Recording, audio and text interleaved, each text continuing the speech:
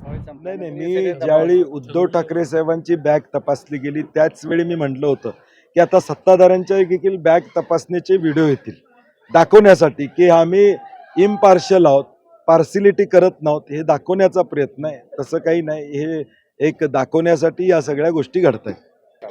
नाही नाही, निश्चितपणे आदरणीय आमचे नेते राहुलजी असतील, प्रियांकाजी असतील, या दोघांच्याबद्दल लोकांच्या मनामध्ये एक उत्सुकता आहे, लोकांच्या मनामध्ये एक आपुलकी आहे. कारण की ज्या पद्धतीनं भारत जोडोमधून राहुल गांधी देशभर फिरले, आज प्रियांकाजी या काँग्रेसच्या नेत्या म्हणून देशभर काँग्रेसला बळ देण्याचं काम करत आहेत. या संकटाच्या काळामध्ये सुद्धा काँग्रेस वाढली पाहिजे, जगली पाहिजे, मोठी झाली पाहिजे, हे ज्यावेळी नेतृत्व 2 पावलं पुढं टाकतं त्यावेळी कार्यकर्ते 5 पावलं ताकदीनं पुढं उतरतात. आणि म्हणून प्रियांकाजींच्या या सभेनं आम्हाला 10 हत्तीचं बळ मिळेल अशी आम्हाला खात्री आहे.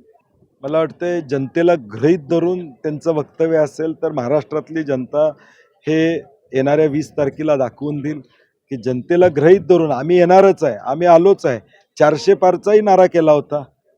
देशातल्या जनतेनं काय करायचं ते केलेलं आहे. त्यामुळे हे घोषणा आहेत, या घोषणा शेवटी माणसं जाऊन बटन दाबणार आहेत. ते बटन एकटं कोण व्यक्ती दाबणार नाहीत. त्यामुळं लोक आज जाऊन महाविकास आघाडीचंच बटन दाबणार याची आम्हाला खात्री आहे. देवेंद्र फडणवीस आंतरवाली सराटीमध्ये मनोज जरांगे पाटील ज्यावेळी उपोषणाला बसले त्यावेळी तिथं लाठीमार कुणी केला, गोळीबार कुणी केला, हे महाराष्ट्रातल्या तमाम मराठा समाजाला माहीत आहे. भांडणं लावण्याचं काम कुणी केलं, भाजपनं केलं, हे महाराष्ट्रातल्या तमाम मराठा समाजाला त्या ठिकाणी माहीत आहे.